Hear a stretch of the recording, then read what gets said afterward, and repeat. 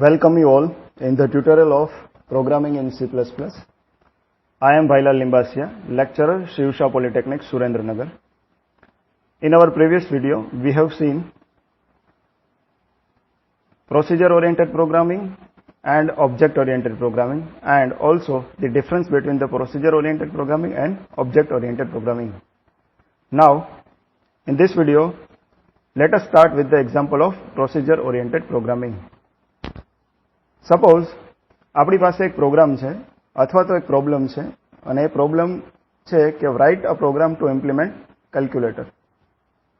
આપણે એક programme C program બનાવવાનો છે જેની અંદર આપણે કેલ્ક્યુલેટર ઇમ્પ્લિમેન્ટ કરવાનું છે. સો કેલ્ક્યુલેટરની અંદર ઘણા બધા મેથેમેટિક્સ અથવા તો મેથેમેટિકલ ફંક્શન્સ આપણે યુઝ કરી શકીએ છીએ. તો આપણે શું કરશું કે આ એક પ્રોબ્લેમ છે એને આપણે સબ પ્રોબ્લેમ્સની અંદર ડિવાઈડ કરશું અથવા તો નાના નાના પોર્શનની અંદર ડિવાઈડ કરશું. જેમ કે એક પાર્ટ બનાવશું કે જેનું કામ શું હશે તો કે તે એડિશન પરફોર્મ કરશે, બીજો પાર્ટ એવો બનાવશું કે જે સબટ્રેક્શન પરફોર્મ કરશે, ત્રીજો પાર્ટ એવો બનાવશું કે જે મલ્ટિપ્લિકેશન પરફોર્મ કરશે અને ચોથો પાર્ટ એવો બનાવશું કે જે ડિવિઝન પરફોર્મ કરશે. તો અહીંયા આપણે શું કરીએ છીએ કે એક મેઇન પ્રોગ્રામ છે એને નાના નાના સબ પ્રોગ્રામ્સની અંદર ડિવાઈડ કરીએ છીએ. તો આ જે સબ પ્રોગ્રામ્સની અંદર ડિવાઈડ કરીએ છીએ, જે આ પર્ટિક્યુલર મોડ્યુલ છે, આ મોડ્યુલ બનાવ્યું છે, આ સબ પ્રોગ્રામ્સ બનાવ્યા છે, એને આપણે ફંક્શન્સ કહી શકીએ છીએ અથવા તો આપણે એને પ્રોસિજર કહી શકીએ છીએ. માટે આ ટાઈપના પ્રોગ્રામિંગ અપ્રોચને પ્રોસિજર ઓરિએન્ટેડ પ્રોગ્રામિંગ અપ્રોચ પણ કહે છે. સી લેંગ્વેજ છે એ પ્રોસિજર ઓરિએન્ટેડ પ્રોગ્રામિંગ લેંગ્વેજ છે. ત્યારબાદ આ બધા જ મોડ્યુલને આપણે એડ કરી અને ફાઇનલ સોલ્યુશન્સ મેળવી શકીએ છીએ. So this is the example of procedure oriented programming. Object oriented પ્રોગ્રામિંગનું એક્ઝામ્પલ્સ આપણે થોડાક બેઝિક કન્સેપ્ટ સમજ્યા પછી જોઈશું, કેમ કે હજી આપણે ઓબ્જેક્ટ અને ક્લાસ શું છે એના વિશે કશો ખ્યાલ નથી. પીઓપીનું એક્ઝામ્પલ સમજવું ઇઝી છે, કેમ કારણ કે આપણે સી લેંગ્વેજ લાસ્ટ સેમેસ્ટરની અંદર ભણી ગયા છીએ એટલા માટે. Now next, the basic concept of object oriented programming. So object oriented programming સમજવા માટે એના જે બેઝિક કન્સેપ્ટ છે, જેમ કે ઓબ્જેક્ટ, ક્લાસ અને એની ફીચર્સ, એ બધું આપણે સમજીશું ડિટેલ્સમાં સમજીશું. તો આપને ખ્યાલ આવશે કે એકચ્યુઅલી ઓબ્જેક્ટ ઓરિએન્ટેડ પ્રોગ્રામિંગ શું છે. તો ચાલો સૌપ્રથમ આપણે ઓબ્જેક્ટ શું છે સમજીએ. ઓબ્જેક્ટનો સિમ્પલ મિનિંગ થાય છે કોઈ પણ વસ્તુ. જેમ કે આપણે એવું કહી શકીએ કે N object is a real world entity. તમે તમારી આજુબાજુની અંદર કોઈ પણ વસ્તુ જોવો છો, દેટ ઇઝ એન ઓબ્જેક્ટ. એ કોઈ માણસ હોય કે કોમ્પ્યુટર હોય, બેન્ચ હોય, ચોક હોય, ચેર હોય, ડસ્ટર હોય, વિન્ડો હોય, આ બધા જ ઓબ્જેક્ટ છે અને એ બધા ફિઝિકલ ઓબ્જેક્ટ છે. શા માટે ફિઝિકલ ઓબ્જેક્ટ છે? કારણ કે આપણે એને ટચ કરી શકીએ છીએ એટલા માટે ફિઝિકલ ઓબ્જેક્ટ છે.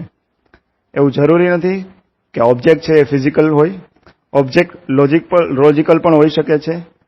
લોજિકલ ઓબ્જેક્ટના એક્ઝામ્પલ પણ આપણે જોઈશું, જેમ કે bank account number, bank account, ત્યારબાદ તમારું રિઝલ્ટ, ત્યારે ઓનલાઈન તમારી ફેસબુકની પ્રોફાઇલ, એ બધા વસ્તુઓ છે, દેટ ઇઝ લોજિકલ ઓબ્જેક્ટ.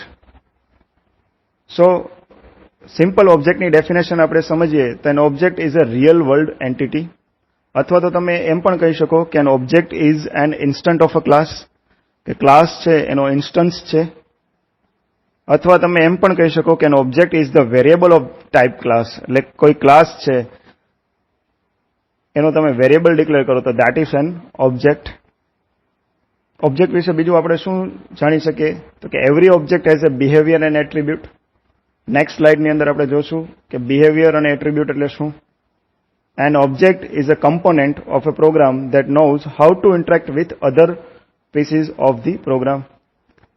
એક ઓબ્જેક્ટ બીજા ઓબ્જેક્ટ સાથે પણ કોમ્યુનિકેશન કરી શકે છે અથવા તો એક ઓબ્જેક્ટ છે એ પ્રોગ્રામના બીજા પીસ સાથે પણ કોમ્યુનિકેશન કરી શકે છે. આ બધી ફીચર્સ ઓબ્જેક્ટમાં છે. નાઉ ધ એક્ઝામ્પલ, બોર્ડ મેં કીધું એ પ્રમાણે, કમ્પ્યુટર, પ્રોજેક્ટર, તમે કોઈ પણ વસ્તુ જે જોઈ શકો છો, જેને ટચ કરી શકો છો, that all are the physical objects. અને મેં તમને લોજિકલ ઓબ્જેક્ટ્સની પણ એક્ઝામ્પલ્સ આપ્યા છે. ઓબ્જેક્ટ કેવી રીતે how to create an object અને how to use an object એ આપણે જ્યારે પ્રોગ્રામિંગ કરશું ત્યારે આપણે શીખીશું. અત્યારે સિમ્પલ આપણે સમજવાનું છે કે વોટ ઇઝ ઓબ્જેક્ટ. મેં વાત કરી એ પ્રમાણે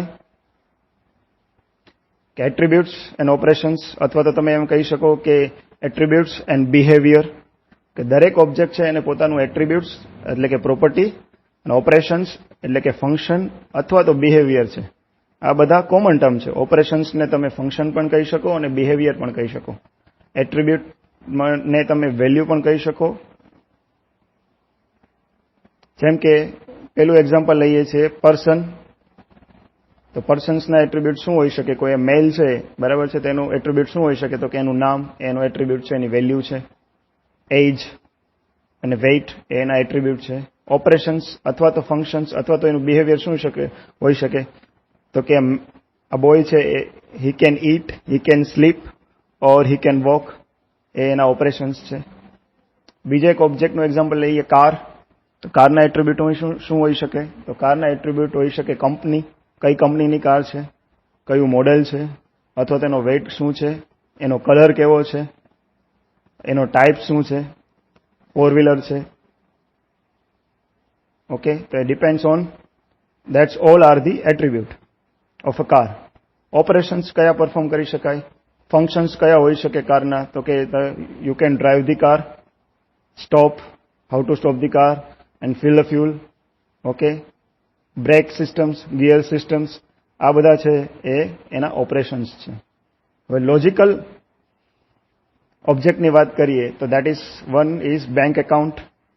તો બેંક એકાઉન્ટના એટ્રીબ્યુટ શું હોઈ શકે? એના વેલ્યુ શું હોઈ શકે? તો કે account number, holder name, balance, આ બધા છે એ બેંક એકાઉન્ટના એટ્રીબ્યુટ છે. હવે બેંક એકાઉન્ટ ઉપર ઓપરેશન્સ શું પરફોર્મ કરી શકાય? ફંક્શન્સ શું પરફોર્મ કરી શકાય? તો કે બેંક એકાઉન્ટમાં ડિપોઝિટ કરી શકાય, વિથડ્રોલ કરી શકાય, ટ્રાન્સફર કરી શકાય, બેંક એકાઉન્ટ ઓપન પણ કરી શકાય. આ બધા એટ્રીબ્યુટ્સ અને ઓપરેશન્સ છે વેરિયસ ઓબ્જેક્ટ્સના. તમે કોઈ પણ ઓબ્જેક્ટ્સ જોવો છો તે ઓબ્જેક્ટ્સના એટ્રીબ્યુટ્સ અને ઓપરેશન્સ હશે જ. શાંતિથી તમે વિચારો એટલે તમે તેના એટ્રીબ્યુટ્સ અને ઓપરેશન્સ લિસ્ટ આઉટ કરી શકો છો. તો તમારે એવું કરવાનું છે કે કોઈ પણ 5 ઓબ્જેક્ટને આઈડેન્ટિફાઈ કરવાના છે. એ 5 ઓબ્જેક્ટના 2 થી 3 એટ્રીબ્યુટ અને 2 થી 3 ઓપરેશન્સ લખવાના છે. આ તો ઓબ્જેક્ટ વિશે વાત કરી. નાઉ let us see what is class. So a class is an extended concept of data structure.